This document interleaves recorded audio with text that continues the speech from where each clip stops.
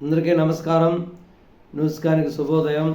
ఈరోజు ప్రధాన దినపత్రికలోని వార్తలు కానీ విశ్లేషించినట్లయితే, ముందుగా ఆంధ్రజ్యోతి దినపత్రిక తీసుకున్నట్లయితే, ఢిల్లీ హైకోర్టు జడ్జి ఇంట్లో నోట్ల కట్టలు, అగ్ని ప్రమాదంలో బయటపడ్డ వైనం, 14వ తేదీ ఘటన, 21వ తేదీ వెలుగులు.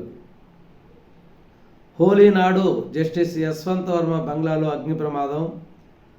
ఆర్పడానికి వెళ్ళిన అగ్నిమాపక సిబ్బంది అక్కడ వారికి ఓ గదిలో కనిపించిన డబ్బు కట్టలు, 15 నుంచి 50 కోట్ల దాకా ఉంటుందంటూ కథనాలు.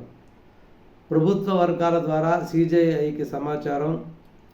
ఆయన నేతృత్వంలో సమావేశమైన కొలిజియం. జస్టిస్ వర్మ బదిలీకి ఆ భేటీలో ఏకగ్రీవ ప్రతిపాదన. అలహాబాద్ హైకోర్టు న్యాయవాదుల అభ్యంతరం. తమ హైకోర్టు ఏమైనా చెత్తబొట్ట అని ఆగ్రహం. డబ్బు కట్టలపై ఢిల్లీ హైకోర్టు సీజే ఇప్పటికే అంతర్గత విచారణ చేపట్టినట్టు సుప్రీంకోర్టు ప్రకటన. విచారణకు బదిలీ ప్రతిపాదనకు సంబంధం లేదని తేల్చి చెప్పిన సర్వోన్నత న్యాయస్థానం. జడ్జి ఇంట్లో డబ్బే దొరకలేదు, ఢిల్లీ ఫైర్ సర్వీస్ డీజీ. ఇది న్యాయ వ్యవస్థ యొక్క పరిస్థితి. అంటే న్యాయ వ్యవస్థని మనం గౌరవించాలి. అంటే ఏదో 1-2 సంఘటనలు జరిగినంత మాత్రాన మనం న్యాయ వ్యవస్థ మొత్తాన్ని కూడా అనుమానపడకూడదు. కానీ ఒక ఢిల్లీ హైకోర్టు జడ్జి ఇంట్లో ఇంత దారుణంగా డబ్బు దొరకటం అనేది చాలా విచారించదగ్గ విషయం. అది హోలీ నాడు ఈ హైకోర్టు జడ్జి ఇంట్లో జస్టిస్ యశ్వంత్ వర్మ ఆయన బంగ్లాలో, ఆయన లేడు ఆ రోజు, ఆయన బంగ్లాలో అగ్ని ప్రమాదం జరగటం వల్ల, ఈ అగ్ని ప్రమాదానికి సంబంధించి వాళ్ళ ఇంట్లో పిల్లలు ఫైర్కి ఫోన్ చేయటం వల్ల వాళ్ళు వచ్చి మంటలు ఆర్పుతుంటే ఒకానొక గదిలో, స్టోర్ గదిలో నోట్ల కట్టలు చూసి వాళ్ళ కళ్ళు బైర్లు గమ్మాయి. వాటిని వాళ్ళు ఫోటోలు తీసేసి వాళ్ళు ఉన్నత వర్గాలకి అందజేసినప్పుడు అది ఇన్ని రోజుల పాటు తొక్కిపెట్టి, దాదాపు వారం పాటు తొక్కిపెట్టి ఇప్పుడు బయటపడింది. అదే ఎవరైనా వ్యాపారస్తుడు, పారిశ్రామికవేత్త, వేరైనా సామాన్యుడైతే ఈ విధంగా ఉంటుందా? వారం రోజుల పాటు ఈ విషయం బయటికి రాలేదంటే నిజంగా అది లోపల ఏమి గూడుపోటాన జరిగిందో మనం అర్థం చేసుకోవచ్చు. ఎట్టకేలకు సీజేఐకి తెలిసి వాళ్ళు కొలిజియం, అంటే అప్పటి సీజేఐకి తెలిసి వాళ్ళు కొలిజియం మీటింగ్ పెట్టి ఒక బదిలీ చేశారు ఢిల్లీ హైకోర్టు నుంచి అలహాబాద్ హైకోర్టుకి. దీనికి అలహాబాద్ హైకోర్టు న్యాయవాదులందరూ కూడా అభ్యంతరం చెప్పారు. అంటే మా అలహాబాద్ హైకోర్టు ఏమైనా డస్ట్బిన్నా, అక్కడ పనికిరాని చెత్తను ఇక్కడికి ఎందుకు పంపిస్తారు? హైకోర్టు, సుప్రీంకోర్టు చీఫ్ జస్టిస్ కూడా దీన్ని వెంటనే సస్పెండ్ చేయాలి అతన్ని. నాకు తెలిసి ఇంతకుముందు సిబిఐ జేడీ లక్ష్మణ్ ఆయన జగన్మోహన్ రెడ్డి కేసులు విచారించేటప్పుడు, గాలి జనార్దన్ రెడ్డి జగన్మోహన్ రెడ్డి కేసులు, హైదరాబాద్లో ఒక జడ్జి రెడ్ హ్యాండెడ్గా పట్టుబడినప్పుడు వెంటనే సస్పెండ్ చేసేశారు. అంటే ఇక్కడ రెడ్ హ్యాండెడ్గా కాకపోయినా ఆయన ఇంట్లోనే దొరికింది కాబట్టి ఆయనకి దానికి ఖచ్చితంగా సంబంధం లేకుండా ఉండదు. కాబట్టి ముందు వెంటనే సస్పెండ్ చేసినట్లయితే ప్రజల్లో న్యాయ వ్యవస్థ మీద నమ్మకం పెరుగుతుంది. ఆ జరిగే తర్వాత జరుగుతుంటుంది విచారణ, తర్వాత అతని మీద అభిశంసన, విషయాలని తర్వాత జరుగుతుంటాయి. ముందు వెంటనే ఈ విషయం బయటపడటంతో వెంటనే సస్పెండ్ చేయాలి. సస్పెండ్ చేయకుండా అలహాబాద్ హైకోర్టుకి బదిలీ చేయటమే ఇక్కడ విచిత్రమైన విషయము. అదేవిధంగా ఆంధ్రప్రదేశ్ రాష్ట్ర ముఖ్యమంత్రి గౌరవ చంద్రబాబు నాయుడు గారి కుటుంబం నిన్న తిరుమల పర్యటనలో మనవడు దేవాంశ్ పుట్టినరోజు, లోకేష్ బాబు కుమారుడు దేవాంశ్ పుట్టినరోజు సందర్భంగా ఒకరోజు ఉరిగొండ వెంగమాంబ దేవస్థానంలో వెంగమాంబ అన్నదాన ట్రస్ట్కి ఒకరోజు అయిన ఖర్చు మొత్తం కూడా డొనేట్ చేయడం జరిగింది, 44 లక్షలు. ప్రతి సంవత్సరం కూడా దేవాంశ్ పుట్టినరోజు అంటే ఏప్రిల్ 21వ తేదీ తిరుమల దర్శించుకొని, వెంకటేశ్వర స్వామి దర్శించుకున్న తర్వాత అన్నదాన ట్రస్ట్కి ఒకరోజు అన్నదానం, అంటే ఉదయం టిఫిను, మధ్యాహ్నం భోజనం, సాయంత్రం భోజనం, తిరుమల మొత్తానికి ఒక్కరోజు అన్నదాన ట్రస్ట్కి ఎంత అవుతుందో ఆ ఖర్చు మొత్తం కూడా వీళ్ళే భరిస్తున్నారు. అది దాదాపు దేవాంశం పుట్టిన తర్వాత నుంచి ఇది కంటిన్యూగా కొనసాగుతూనే వస్తుంది. ఈ విధంగా తిరుపతి పర్యటన సందర్భంగా తిరుమల ఏడుకొండలను ఆనుకొని జగన్మోహన్ రెడ్డి గారు కేటాయించిన కేటాయింపులను రద్దు చేయడం, అంటే ఒబరాయ్ హోటల్కి 20 ఎకరాలు, ఇంకా 2-3 సంస్థలకి కొంత భూమి కేటాయించడం జరిగింది. దాన్ని ఇప్పుడు ఉన్న ఎన్డీఏ ప్రభుత్వం రద్దు చేయడం జరిగింది. ఎందువల్లంటే ఏడుకొండలను ఆనుకున్నటువంటి స్థలంలో వాణిజ్య వ్యాపారాలు చేయకూడదు, అది వెంకటేశ్వర స్వామికే సొంతం, దీన్ని మేము సహించమని చెప్పి ఆ యొక్క కేటాయింపులను రద్దు చేయడం జరిగింది.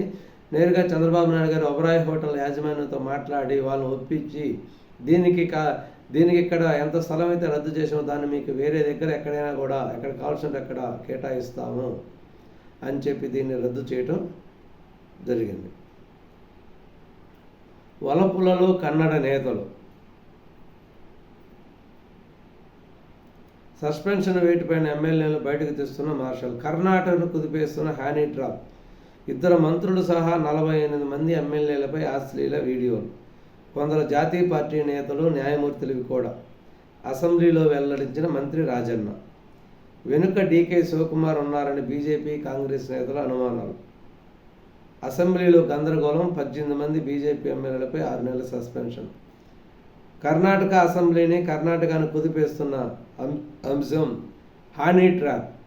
అంటే కొంతమంది అమ్మాయిలను వలవేసి ఎమ్మెల్యేలని, మంత్రుల్ని, ఎంపీలని, న్యాయమూర్తిని ముగ్గులోకి దించి వాళ్ళు అశ్లీలంగా ఉన్న సందర్భంలో వీడియోలు తీసి దానివల్ల వాళ్ళు బ్లాక్మెయిల్ చేయటం, ఈ విధంగా చేసే కార్యక్రమాలని హనీ ట్రాప్ అని కూడా అంటారు.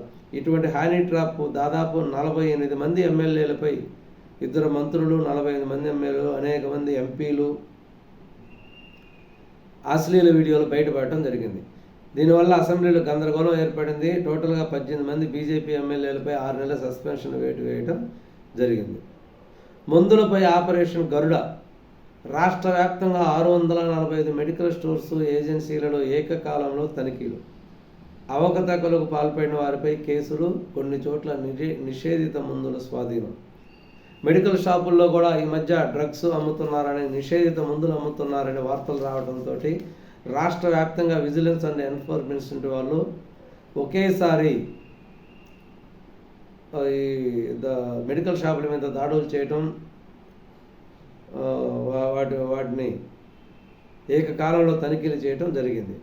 కొన్ని మెడికల్ షాపుల్లో నిషేధిత డ్రగ్స్ కూడా దొరికినట్టు తెలుస్తుంది.